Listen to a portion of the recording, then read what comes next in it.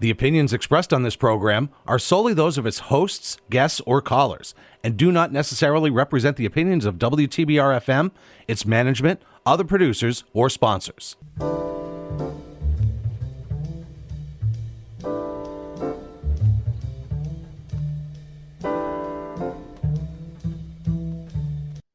Hi, everyone. You're listening to Backstory. Let's hear it on WTBR-FM Pittsfield with Roberta McCulloch-Dews. Thanks for tuning in.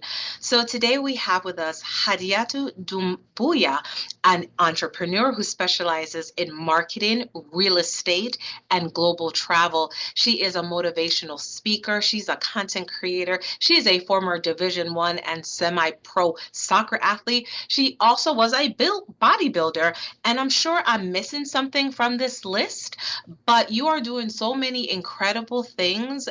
I just have to even take a breath and say, wow. So you're super busy. I want to just first and foremost thank you for making the time to have this conversation. We got a lot to get into because that list is next level. So welcome, welcome, welcome. Thank you so much for having me. And listen, I'm more honored to be able to be a guest. I watch the podcast, listen to everybody, and I'm like, how do I fit in this list? Like, these people are making some serious impact and change. So to be able to be considered as somebody that you even want to learn anything about, I feel honored to be here. So Roberta, I'm excited. I think we're going to have some fun today. Well, Hadiatu, I got to just tell you, one of the things that I've always been attracted to such a range of individuals is everyone has a unique story. And it's almost like on peeling an onion, right? You peel an onion, there's the next layer, and next layer, and next layer. As individuals, we're walking about, no one knows our story until we share it. And so that's the magic of conversation. You know, we're in a time right now where we're ruled by sound bites, right? And it's so easy to get a sound bite from someone and say, there, yep, I told you so. Right? And it's That's right. What do That's right. No, you know nothing. You know nothing about that person except that soundbite that was selected in that moment. And so in a time where we are governed by that, going back to the basics and having conversations and connecting as human beings is really something that I think is timeless. So I just kind of want to get started by saying, one, you actually came out to visit us here in the Berkshires recently. You had an opportunity to speak with some students. Can you tell me a little bit about your experience here? More than anything, let me say this. It was just refreshing. The Berkshires is similar to where I grew up. Definitely, an area that has its own culture outside of like big city. And I love that. So that was very exciting to me. But anytime that I get the opportunity to speak to youth, it just puts me in a completely different place because I realize, number one, how blessed I've been. And number two, it reminds me of the fact that I never saw people that look like me standing on stage as a speaker. And so, that Never? Not when I was in elementary, high school. No, I didn't grow up in an area where there were a lot of people that look like me. And so, no, I never saw that. And to be honest, you couldn't tell me as a child that I would be doing that. Like that was never a goal or aspiration. I remember in college, Roberta, I used to, when we had speech class, I would make up all the excuses possible to miss doing my speech on the day where everybody would be there so that I could just give my speech to my professor. So I used soccer as my excuse to not have to do it. So it was refreshing. It was humbling. The students were super receptive. I could see so many pieces of me and different students in the crowd. So it feels so good to be able to see people do like ahas or everybody is like slouch back and school for school. They really don't want to pay attention. But to see people lean in, that feels better than me when I'm speaking in front of 20,000 people. Okay, which I've done, right? So 20,000 adults pales in comparison to speaking to 50 high school students because I know that the seeds are being planted, whether they're being watered initially or not, they're planted. And I never had the opportunity to have those kind of seeds planted. So I loved every piece of it. I got to spend time with that girls group. And I love women, I love to spend time and have a sleepover, which I did that too. Yeah. And I love that Nice. too. That's my jam. Like that's Yes. space. So I loved every piece of it. Yes. So quick question. When they listened to you and took in, because you said that you were able to kind of connect with individual, students, and some of their sort maybe their ahas or their or I get you, you connected with that. What were some of those things that you found were so in parallel? Yeah. So I know at that age in particular, you're so lost.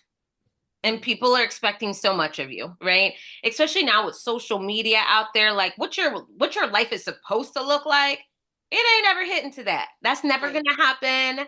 And that's defeating. And I think that parents don't even understand that. Like, because we're thinking back to when I was in school. Well, it's not like when we were in school. Right.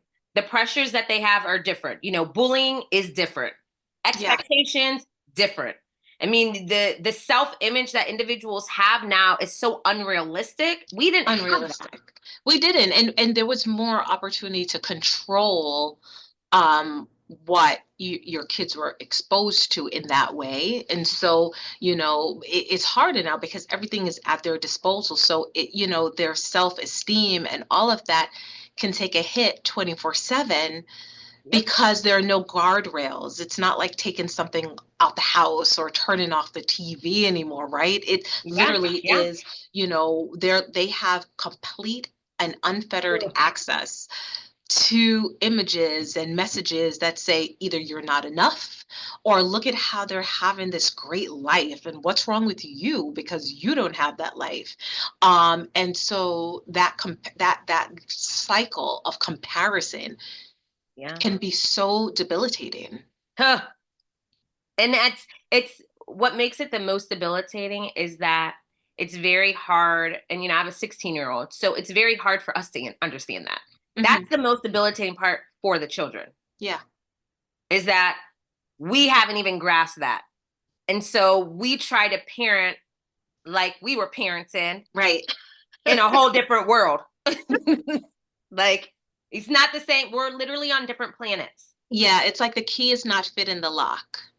You have to, as a parent today, you always have to be in a state of learning and trying to figure out how they get their messages, how to connect with them, because you're absolutely right. The ways of yesteryear, and I know we're both like in our 40s. Yeah. So we're both Gen X. Yeah. And so it's very different, very, very different. But in order to make sure they're healthy and whole, you got to figure it out. That's right. And they deserve it, right? Like we want our kids to be good humans first and foremost, functioning adults, next, and understanding the importance of mental health. So I made sure to tie some of those things in. So some of the aha moments, and by the way, some of them actually followed me on social media. Okay. And so they've been writing to me on social media, which has been really cool. Yeah. One of the young ladies just wrote to me and told me, like, I took your advice, because she ended up staying after for a little bit. And she's like, I took your advice and kind of just let things go. And now I'm going to be going into nursing school. And those are the things for me that allow me to know that I'm in alignment and in God's purpose. I'm not telling anybody how to believe or what to believe. It's just like what I believe. Yeah. And that's what I need. Like those are the things that will keep me going when I have a bad day, is remembering that I was able to speak to. And I said this, before I went on stage, like I talk to myself all the time. And I was like, girl, just hit one soul. Like, that's all you need to do is hit one soul. Like, out of this whole crowd, hit one soul. And if you did that, you hit your goal. And that was really what I wanted. So, yeah, so I've actually been engaging with a couple of different students on there. So that's been great. But one of the things, let me make sure I hit this. One of the things that I spoke to them that I saw people like kind of tilt their head, think about it a little differently, as I said, you're the first person to speak to yourself every day. Mm. With that being said, what are you saying to yourself? Mm-hmm. Mm-hmm. When you wake up in the morning, the first thing that we all do is pick up your telephone. Mm-hmm. You're literally opening your mind, body, and soul to Mm-hmm. whatever is out there. Mm. Before you tell yourself how amazing you are, before you affirm the kind of day that you're going to have, you have opened the door to nothingness. Because that's Right. what it is, right? Like, It's true. Or like you said, or other people's thoughts. yep. So other people's thoughts become your thoughts because you haven't filled your mind and set your day with your own thoughts. So whatever is out there online circulating on your multiple feeds then become absorbed into your mind because you have then taken it on. You haven't even given yourself a chance. You didn't even take a deep breath. No. You know what I'm saying? So, like, you could potentially ruin your day first thing in the morning because one of your friends sent you a message like, girl, did you see what so-and-so just said about you? Mm. That, and listen, it's so funny because I tell people that all the time. And I remember one time in the last couple years, I rolled over and just picked up the phone. Like, I normally lay in bed. I say what I'm grateful for. I tell myself how amazing I am, the kind of day that I'm going to have. I do that before I even like get up or do anything. And I remember I picked up the telephone and it was somebody in my business that I've helped immensely. And it was a long message about how he was mad at me about something that had nothing to do with me. That's how I started my day. That's how I started my day. So the rest of my day, and I care about people. So the rest of my day, I'm like, well, what did I do wrong? How could I have done this? And I'm thinking about all the things that have nothing to do with the day that God blessed me with. Right. So that was one of the things. Like, I was like, look, just start talking good to yourself. Like, you have to do that in the morning before anybody else can say anything negative. Talk good to yourself. And when you have those mornings where you're able to carve out that time and meditate, pray, do whatever you do, and then think, how does it help to inform your day? I mean, I can't even tell you what it's like to not have it anymore. Mm-hmm. It's a staple for me. I even do grounding. So I put my bare feet on the ground. I want the electricity from the earth. I need that. I'm like an earth baby. So I'm like, I need that energy before I get the electricity from all these other things that I don't want. But I have a morning routine that I stick by. There's not one successful person that I've read a book about, listened to an audio from that doesn't talk about having a morning routine to set your day. Because you cannot control the uncontrollables, but you can control you. So it shapes my day every morning, from my affirmations to my gratefuls to my movement. I'm always like stretching my body, doing that. I make sure to go through my to-do list, which I do at night. I go through all of those things. Like, that's all literally a part of my morning before I brush my teeth, girls. So do you write a traditional list? I'm asking for a friend who likes paper.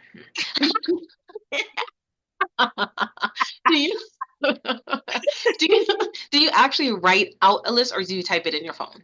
No. I am writing it all out. I got notebooks for notebooks. I got notebooks for my notebook. Like a notebook. Okay. Of ideas. We can be friends. We can be friends. I love paper. I don't know. There's something about that tactile experience, about writing it down and seeing it. It's just, listen, I love technology too. I feel like we both, especially again, this generation, we can do both. We can do both. But there's something about writing it and seeing it and having it absorb into your consciousness that is so powerful. Yes, it's needed. It's needed, and it allows you to take time. Yeah. Technology makes things so easy that nothing sinks in. It's like, and I have thousands of notes, okay? On my phone, I have thousands of notes. There's something different about writing it down, and then I even spatially can remember where I wrote things. If I'm like, oh, I got to do X, Y, and Z. If you do it on your phone, it's all the same place. Right. When I write it down, like, I'm like, okay, I did the first two things. What was the third thing? Like I can see it because I wrote it. Like I took Yeah. the time to write it. So yes, girl, I do. I write nonstop. Okay. Yeah. I do have the affinity for paper. Yes, I do. So there's my confession. So I want to take it back, Hadiatu, a little bit because you mentioned growing up, and I think part of what makes your story so unique is you're growing up. You are first generation Sierra Leonean, right? Yes. And as someone, I was not born in this country. I was born in Jamaica. My children are first generation Americans, and so I'm curious to know, what did it mean for you as a first gen to grow up with, I call it a bicultural experience? So a couple of things, in the younger years, it wasn't awesome. I like to be very frank and candid with people to let them know that all the great things that I love about growing up in a bicultural experience, I could not stand them as a child, right? I mean, it's extra rules, right? So most foreign cultures have more rules than Americans, okay? And so there was those extra rules. The way we ate and the way that we smelled after my mom cooked was different, Mhm. okay? Like we left the house The smelling like hint of the spices. all of it. Listen, girl. Look, in West Africa, they do something called dried fish. So it's like Okay. fish, and they dry it outside, and then they cook it, and the smell is hitting on nothing good. Okay, and Oh, I just like I remembered that. I remembered, that my parents would sometimes come to school in African attire, and I'm okay. like, how embarrassing. Okay, so Mhm. those things, the discipline that we had, I wasn't loving any of those things, right? I didn't have Mhm. access to sweets, girl. We weren't allowed to have no sweets. Yeah, we didn't have any sweets in the house. Nope, parents didn't play any of the things. All of those things, and I said this to many people I've talked to, shape how I am now, right? So I'm probably one of the most disciplined people that I know. Mm. I could really discipline my mind to get things done, but it started from when I was 2. I've been Right. playing soccer since I was 5. My siblings were all playing, so I mean, our whole weekends we spent at the soccer field. We already knew what it Mhm. was going to be like. That's it. This is soccer, and it's Did you call it soccer or football? you know what we called it soccer. You did. We did. I know it's football everywhere else. Yeah, but we called it soccer. I don't remember my parents ever using football. Oh, I know, isn't that crazy? I really don't remember them ever doing that. Yeah, I think they were just assimilating, right? And my dad was even a coach of mine. but And he, even in Sierra Leone, would they call it no, soccer? it's football. No, no, no, it's Oh, football home. okay. Yeah, yeah, Okay. yeah. Home, it was football. Everywhere else, football. But I mean, my parents called it soccer. Got it. Okay. Yeah, they definitely were cool with that. So yeah, the discipline has been paramount for me. Hmm. And then, and you know this, Roberta, if you come from a foreign household, your mindset is very different and you are tougher than anybody. Yes. Okay. Our parents were loving. Their words weren't all the time, though. And maybe that was just mine, but I could say that for my cousins would be like, they're very blunt. There was Yes. there's no sugar coating. There's no, I hope your feelings are No, no, okay. no, no, no. Yeah, Like, yeah, yeah. We don't have that. No, no, no, no, no, no, no. feelings were not a thing. No, no, Crying no. was not a thing, right? It's you're always told it's not a democracy in here. Exactly. Listen, yeah, choices. My friends are like, I want to choose this. I'm like, Oh, choose no, no, no. There, no, no, no, no, learn no, that word. no, no, no, no, no, no. There's that does not exist. No. And I think that when you think about that immigrant experience, again, you think about the magnitude of the drive. I always Mm-hmm. go to the drive, and what's always hanging on the shoulders of whether it's your parents or grandparents, whoever is a part of the journey, is always making sure the next generation is better, right? Yeah. So they're literally they're s- they can be strict and tough, and perhaps just really strict about the rules and all of that, because they want you to be better. I remember my grandmother. So when you talk about that, my grandmother was, she was the tough one, right? And lovingly tough. But she was no nonsense. And if I spoke incorrect English, I was not Oh, allowed to leave the table. It was like, until you say the proper word, we're not playing that game. We're no.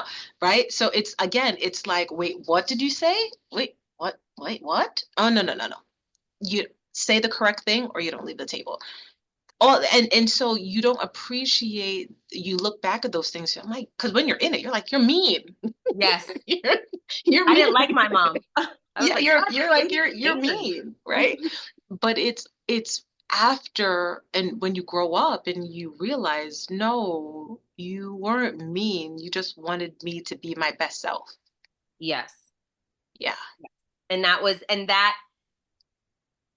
those are the things that now, as an adult, Yeah. I'm so grateful that my parents forced discipline, even health and wellness. I think of myself, I'm 42 years young, 43 in, when am I 43? In January. So next Wait, month. wait a second. I'm gonna be 46 in January. January. When's your birthday? Well, I'm not gonna say my birthday on this. Okay, How well, would you? my birthday is January 29th. Okay. Okay, so I'm mid-January too. Okay, look at that. I'm like, they could Google me. January 29th. That is true, though. I mean, again, we're talking about technology. Everything is Yeah. out there. Look at me shielding my birthday, And I was like, as okay, if to say Roberta, do it's your not thing. out there in I can somewhere. Google you, girl, if you want me to That go is on true. here and find Okay, it. now you're putting it out there. I'm just Wow. saying. I could go on Facebook. I'm just saying. Okay. That, you know what? That is true. So yeah, yes, but yes. So yes, that experience of being in your 40s and having the discipline, and because Yeah, you look absolutely amazing, and it's that disciplined life that you were brought up in. that is exactly it. And I have friends that right now, in their 40s, let's say they're dating and they want to look better, they want to take care of themselves. Hmm. They have zero foundation because for most of their lives they really haven't worked out or done anything. They didn't eat healthy, so like they're trying Yes. to do that at 42, where I've been doing this for 42 years. Yeah. Yeah. And so it's going to take a lot longer for them to do it, and it's more frustrating. I mean, so I think about that often. I'm like, so for the parents that are listening to this, because I know some of my friends are like, I'm not forcing my kids to play sports. Force them. And I'm going to tell you why. You force them to brush their teeth. Okay. Mm. And you do that because you want them to be better later. So I'm not saying your kid has to be a professional athlete, but your kid does have to know the importance of waking up, practicing, eating well, preparing, Hmm. the mental fortitude that it takes when you lose. Those are things that you take into your life. Absolutely. So Absolutely. I'm grateful for those. 100%. Yeah. You're right about that. And they're learning without actually the label of learning. Because I think, yes, it's a game, but it's more than that. It really is, again, learning how to appreciate a good win, and also learning how to lose gracefully, because you're not going to win all the time in life. Right. You're not. That's just life. And you need to know how to deal with that, and to take your loss, understand your loss, and make yourself better the next time around. So I didn't grow up playing sports, though, because again, we didn't we didn't grow up playing sports, because if anything actually was like on a Sunday, it was like, no, you can't play. So again, going to that strictness of it, Yeah. but it was, there were lessons in other areas, For sure. and that discipline showed itself in other areas that, I definitely understand. Speaking of your sports journey, you were so good that you eventually got an athletic scholarship.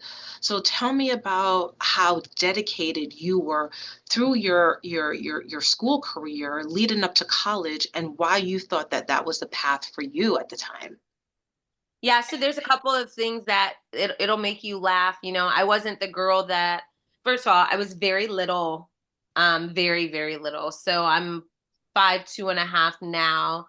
Um, I probably was 5 foot in high school, right? I So love the fact that you included the a half, because yeah. that's me too. And I always say I'm 5'2.5". So, okay. Yeah, I want to make sure everybody knows, don't try to skip me on my half. That's right. That's right.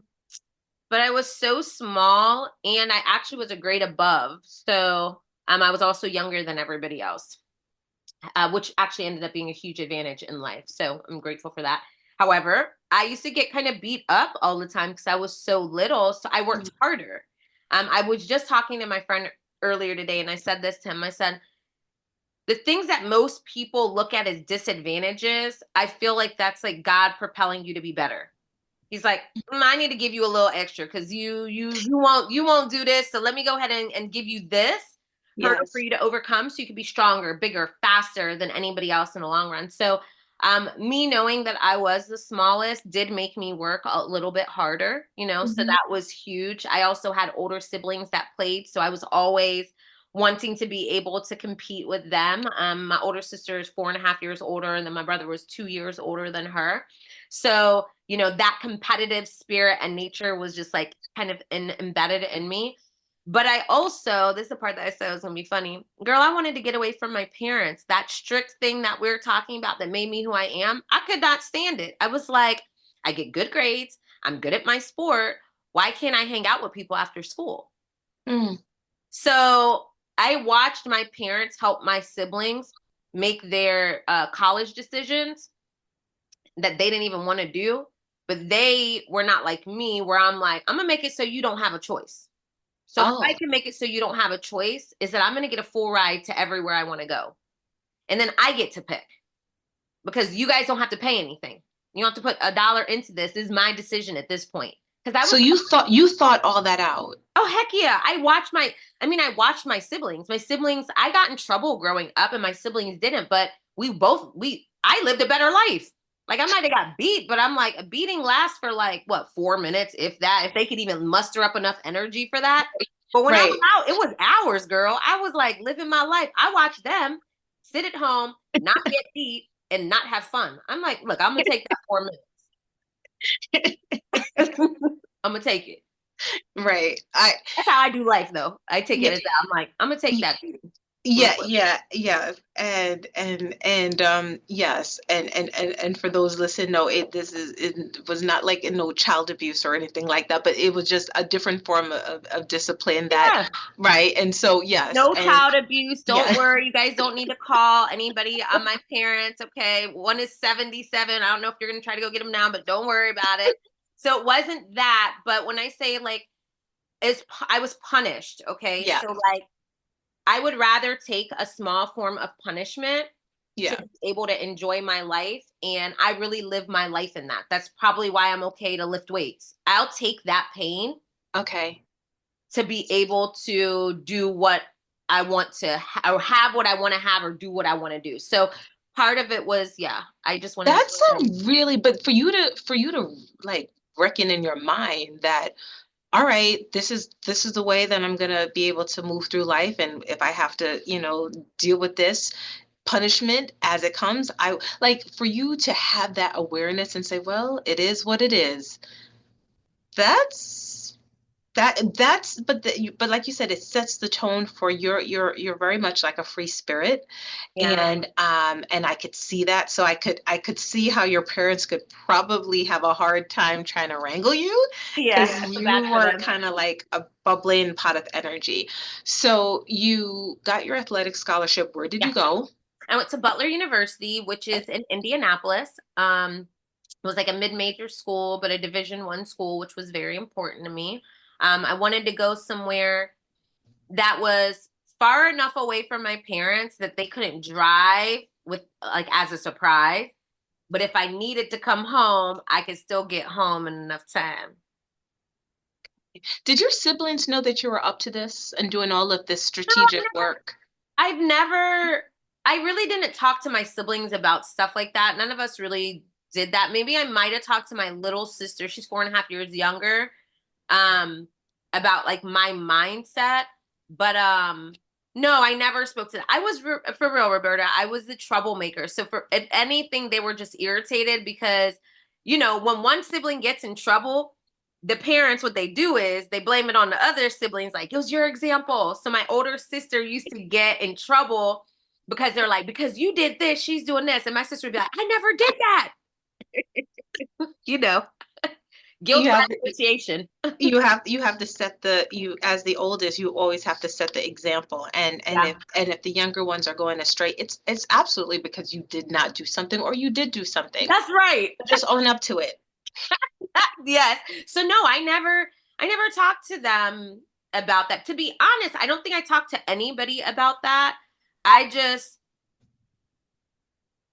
I'm pretty unassuming because I am very free spirited, where it looks like I don't care or I'm not paying attention.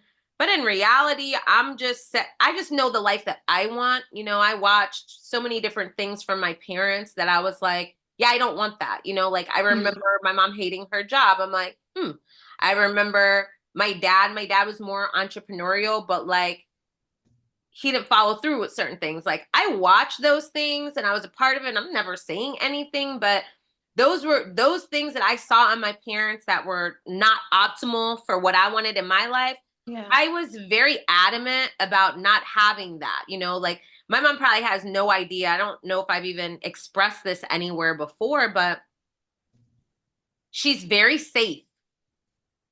Okay, my mom she's not venturing out. She's very safe. She's very honest. She's not jumping out of no boxes. Yeah. And I watched my mom be that person for a very long time. And my parents had an arranged marriage too. So like she's very obedient, and I also saw that she wasn't happy. Mm. And in that, I'm like, who want to be here? Like, who wants to be here and not be happy? Like, what is it? And I didn't know what it was. I just knew she's not happy, and she's a computer engineer. Like, I remember going to college with my mom for her to finish her degree. She was so hardworking. You had 4 beautiful children, or playing sports and getting acknowledged everywhere. Like, you had all these things, but like, I watched her really not be happy. And yeah, I just couldn't imagine going somewhere for all these hours in a day and be around people I don't even like, and then have to come home and deal with your kids, which we're crazy. Kids are crazy. We cause problems. We do all sorts of crazy stuff. So that she doesn't even know that was a lot of what made me know that I had to be an entrepreneur. Like I would rather be unsafe than safe and unhappy. Like I'll be unsafe and unconventional and do everything the wrong way, where I get to wake up and just be happy and do things my way. Wow. Do you think you would? Do you said that? I never yeah, said that. That's profound. Do you think you would ever? Would you ever share that with? Yeah. Could she take it? Because, even as you get older, like the thing is that as we get older, our parents get older, and that doesn't mean that they can still receive that kind of message. You know what I mean? I don't know. I don't know how she would have received that. I don't know how she would receive that. I think that in her mind, because I'm really the one with my older sister has an entrepreneurial spirit. I'm the one that's going to go try a bunch of stuff and jump off bridges. Like I'm going to be the one to do that. I'm sure my mom correlates that to my dad, because my dad was definitely that person. Like he would jump and do stuff. And I know that there's pieces of that have to do with him. But I mean, I fight for my happiness probably more than I fight for anything else in this world. I know like my baseline is pretty happy, Roberta. And I've gone through very challenging situations, but my baseline is happy. And so like I fight to make sure it stays there, where I don't think that is a natural human instinct, right? Like most people don't fight for happy. They call it keeping receipts. Like they want to stay mad at a situation or at somebody, where I almost have selective amnesia. Where if I can't fix it, I can't make it better, I want to forget. I don't want it. Like get away from me. I don't want that. I don't want that energy. I don't want that thought. And I probably learned some of that from my childhood. You gotta fight. You gotta fight for yourself. I mean, we grew up in a house where we had a lot of immigrants that lived with us. So it'd be very hard for me to remember a time that it was only my family in the house. It was always other people. My parents were like the first ones that came. Mm-hmm. Everybody lived with my parents when they came to America. Do you think that in listening to you talk about this, and then after that we're gonna take a quick break, but the community, and the sharing, right? It was a very communal experience. Yeah. Do you think that, and then thinking about the mindset that you shared, that part of it was also creating a reality all your own that you could control? Like there was, like you said, like there was so much happening around you. Yeah. More people were coming in. Yes, this is home base. Yes, come, stay here, be here, live here, do right. And wear my shoes, girl. They was always somebody was wearing my shoes. Wearing your shoes, taking your coat. The shirt you wanted to wear tomorrow's gone. All of that. It's like, you think about all of that. It's like, it's almost enough to drive you crazy. But in your mind, you could create a sanctuary where no one was taking your shoes. Yeah. No one was taking your shirt, your coat. It was all your own. Do you think it started there and then it? For sure. For sure. I think that I've spoken to you before and I told you I live in for real, I live in my own world. Mm-hmm. I really do. And I mean, I do remember my mom saying a story, and this might be too much for some of you listeners, so calm down, brace yourself. Okay. So when I was up until 5, we lived in a 2-bedroom apartment. Yeah. It was not the most affluent type of area. So it was probably 12 or 13 of us, mm-hmm. if not more, living in that 2-bedroom apartment. Mm-hmm. And I would get in trouble. And my mom said, you would go in the room when you got in trouble. Most kids cry and she's like, you would cry for a second. You would go in the room and you would be sitting in the corner playing with an imaginary friend. Or this is going to be too much, Roberta, but I'm doing it because I'm going to be me. We had roaches. Okay. Yeah. She's like, you would be sitting in the corner, literally having you now have had a party with the roaches and your imaginary friends. She said, I would come into the room who are you laughing with? I just got in trouble. You're in trouble, go into the room. And she said, you would be sitting in there having a whole party. Huh. Yeah, I don't remember that at all. But when my mom says that, I'm not kidding, Roberta. I'm I'm like that. That's something that I feel like, you're born with, you know what I mean? And that kind of personality and that imagination, that is something that, I can see the product here today, but there's always a starting point. And that story is, while it's wow, roaches, ooh, but at the same time, it's the fact that you defied any kind of ick factor. You didn't even think about that. You just thought, I'm going to create this world. It's my world. Even amidst all of this. So great. So Hadiatu, we're going to take a quick break, and we're going to come back and we're going to get right back into all of this good stuff. So see you in a few seconds. It's a revolution! Yeah, baby, yeah! 89.7 WTBR-FM, Pittsfield.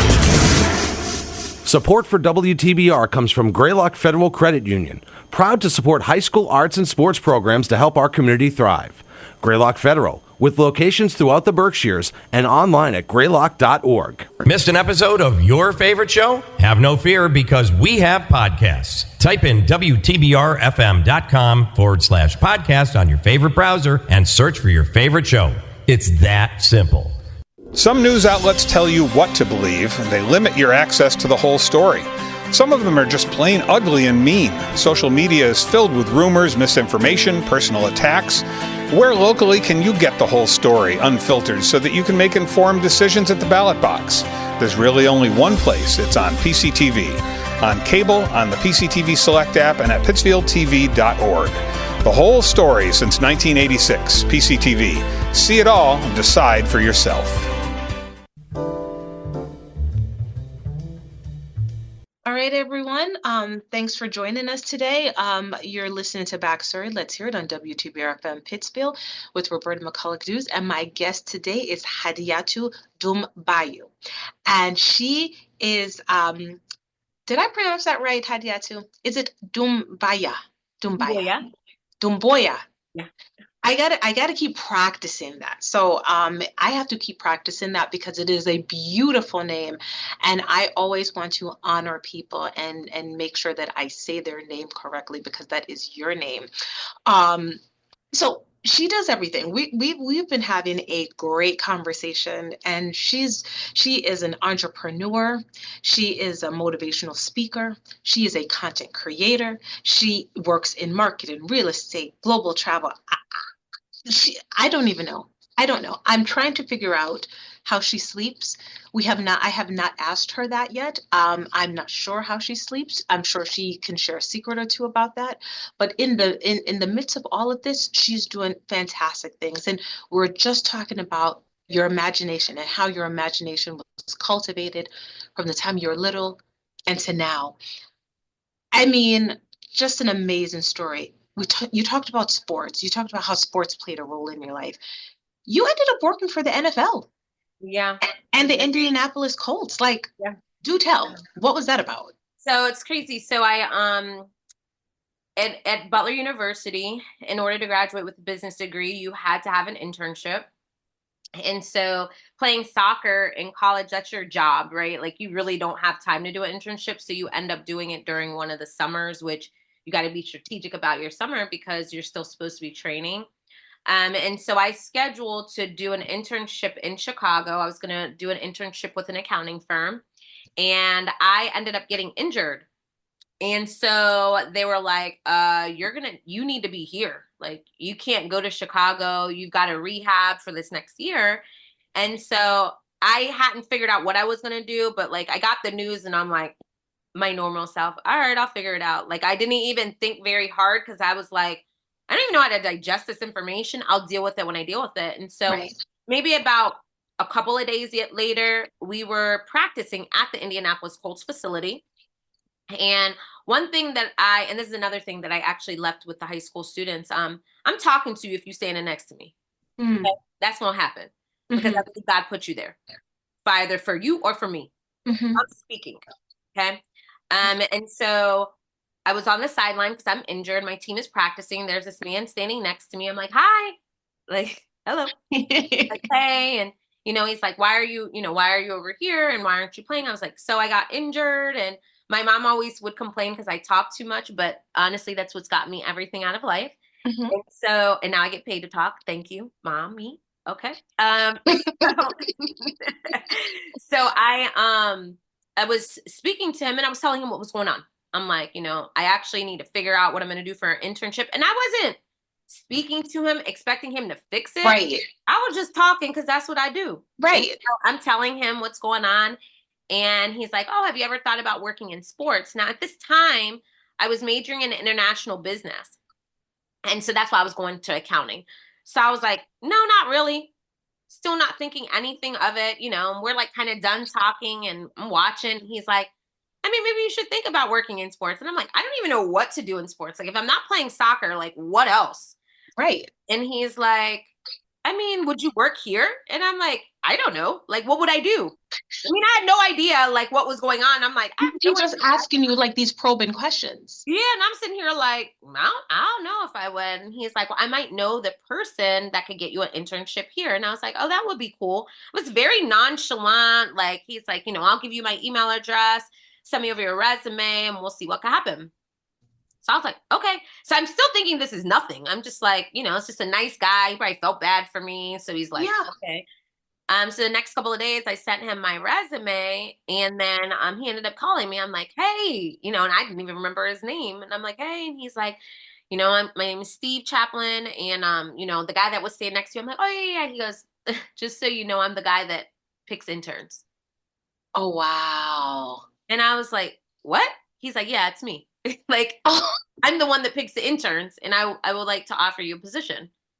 And I was like, wait a minute. Huh. You? And he's like, yeah. He's like, when I was saying, like, would you want to work in sports? He's like, you know, you have a great personality. He's like, you know, you speak well.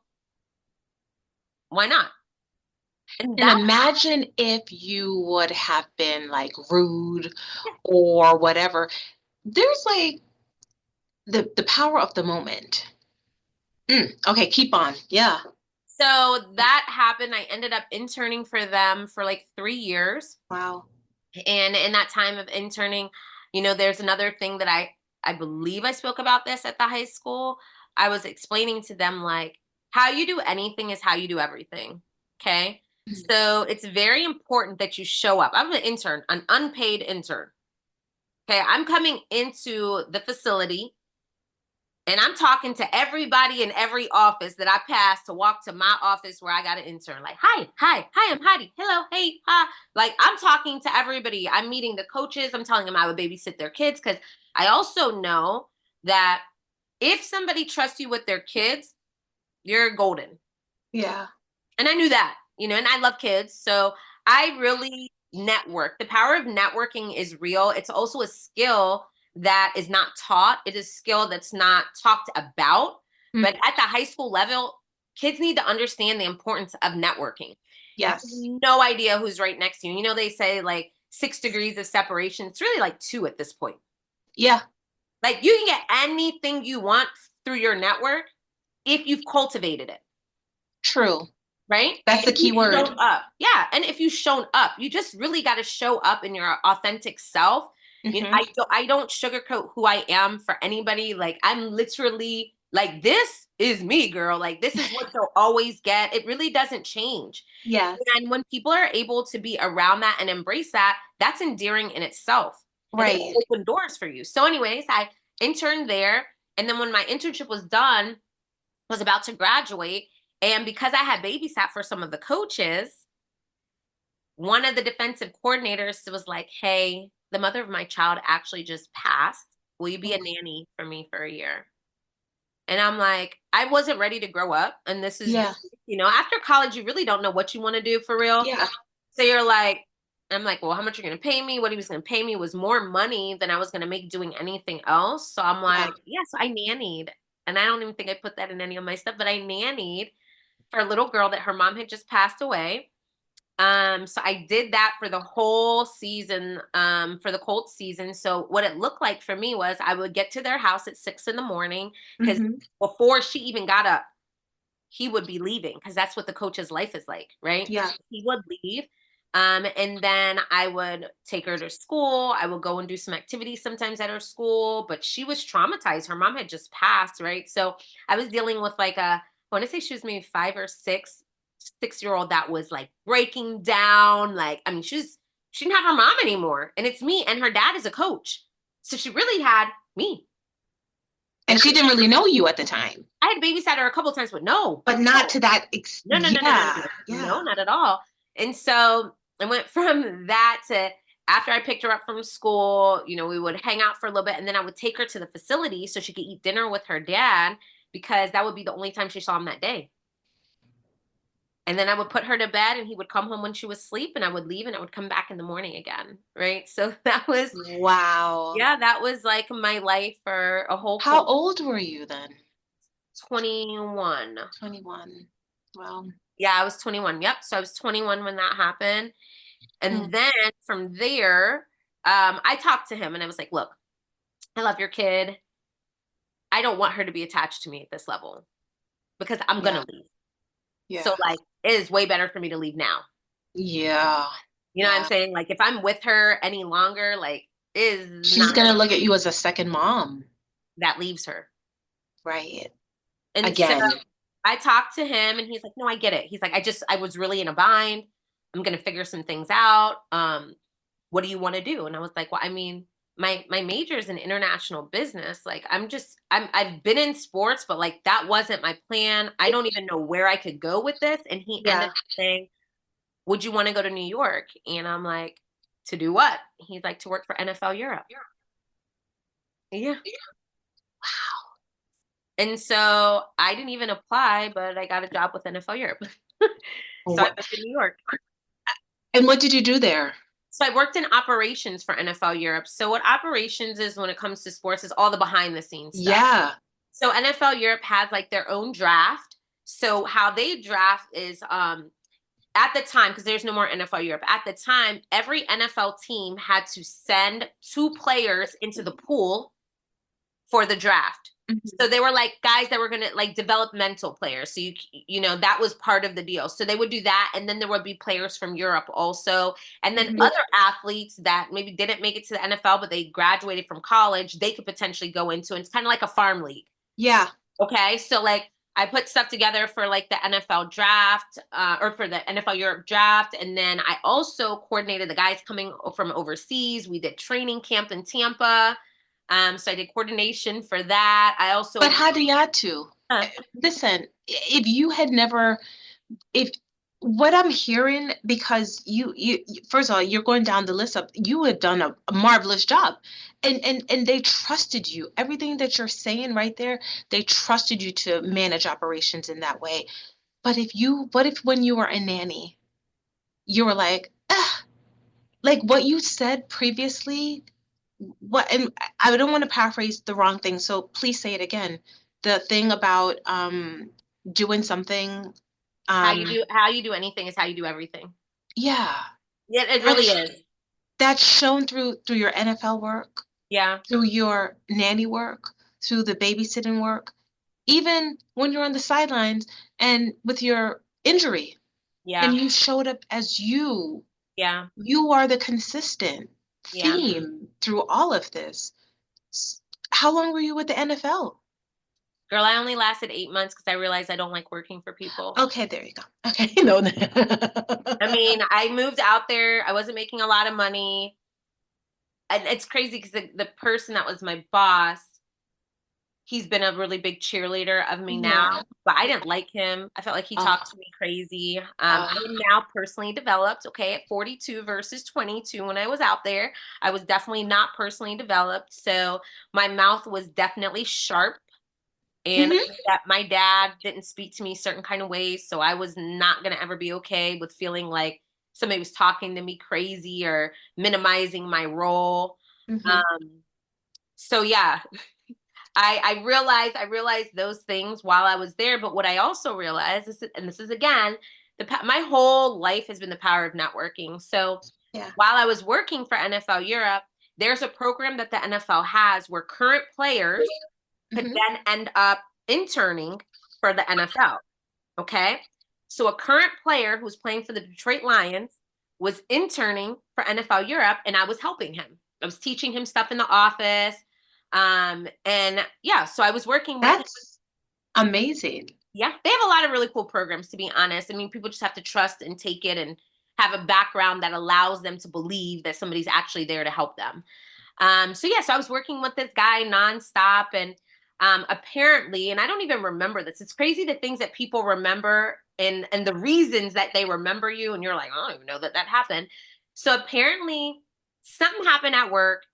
My girlfriend, who was working for NFL Europe, she did it. She messed up, but I knew she would get in trouble, and I knew, like, I mean, what are you going to do to me? This sounds horrible, but it's just truth. I'm like, who cares? So I took the blame for something that she did because she would have been in more trouble than me. Okay. I don't remember doing this, Roberta. I have no recollection of doing this. That's what this man remembered, and why he actually moved me here to Detroit to work for him as his assistant and help him run his 5 companies. What? Yeah. He was like, when I saw you do that, and you didn't even care. He's like, I knew you didn't do it. I knew it was not you. Like, I knew it. I knew it was her. But how you just move through things, I'm like, that's the kind of person I want to work with me. Like, wow. I would have her around me all the time. And so when I decided I was leaving the NFL, I sent a message to a bunch of my friends that I knew that played. He was one of them, like, hey, I'm leaving. And people were like, don't leave the NFL. You know, my parents were like, what are you doing? Like, this is just crazy. But again, like, I will jump off that bridge. Okay. Yeah. I don't care if I can't swim. There's going to be something when I jump off. So we're clear. There will be something to catch me. I won't even hit the water. I just won't. Like, I already know that. I feel that in my bones. I'm like, I'm going to be okay. Yeah. And so Yeah, so I called everybody, told them I was leaving. Everybody said no. I had set my resume out to recruiters in New York because my thought was I'll just go get my master's. So again, I don't have to grow up. So I was like, I'll just go to school and I'll figure it out. And Robert Porche is his name.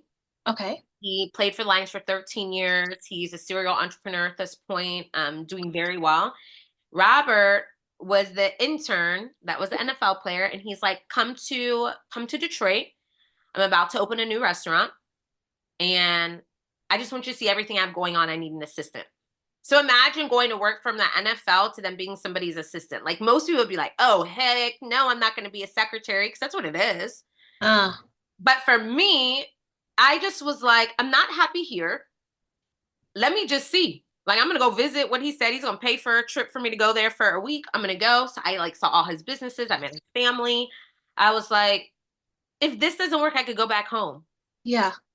And I really hope and pray that more young adults have that thought process. Like, if it doesn't work, you can just go back home. Half of you I think they home. do, though. I think this generation is very fluid with, you know, career planning and things like that. Whereas, you know, maybe in times past, you would stick it out if there was something that I mean, you definitely would stick it out and stay. I don't know if that's necessarily the philosophy that is prevalent today. You know, and I think there's good and bad things to it too, because I think some things, if you didn't have some of those tough experiences, it shapes you in a way that it sharpens you for the future. But at the same time, in no way should you stay in a situation where you're being abused or mistreated or whatever.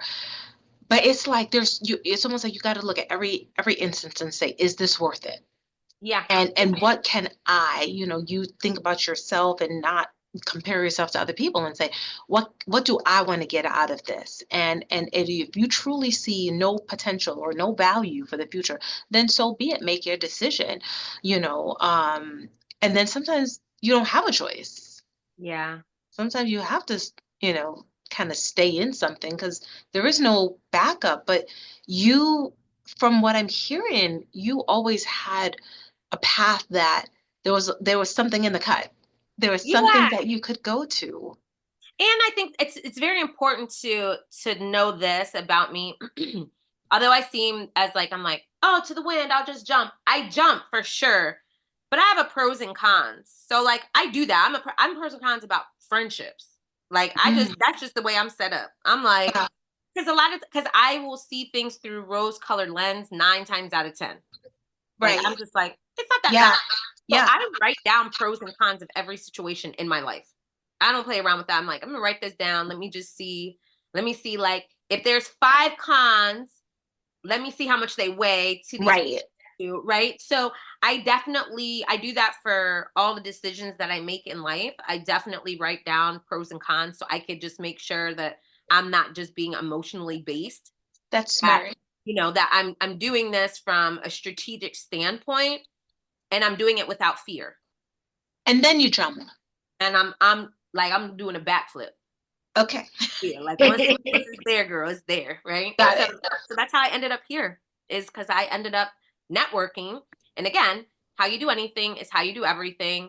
And people respect that. Like, they just like knowing what they're going to get from you. Like, nothing perfect. I'm sure I messed up a bunch of times. I'm sure I forgot things. But I mean, I'll take ownership for it. Like, all right, well, I messed that up. My bad. You want me to go ahead and fix it, or you want to be mad about it still? Like, I do that even with my Airbnb properties. Like, something's like, hey, something's wrong. And I'm like, okay, like, so, here are the options. Like, I'm not going to cover it up. I'm not going to make up a lie. Like, for what? Right. It is what it is. Like, this, it's already done. So now what? How we want to move forward?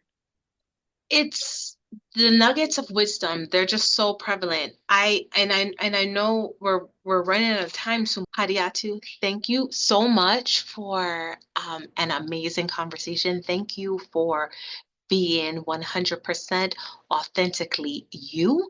Thank you for your vibrancy, your energy, your transparency, and sharing your story. And I encourage everyone to visit your website. It's Hadi's Got You. Yeah. So that's HADISGOT U. Nope. YOU. YOU. YOU. All right. Not just you, but YOU. YOU. Hadi's Got You. Hadi's got you. And so thank you so much. And to my listeners, thank you for tuning in today. I hope you've enjoyed today's conversation. You've been listening to Backstory. Let's hear it on WTBR-FM Pittsville with Roberta McCulloch-Dews. I hope you have a fantastic day and take care.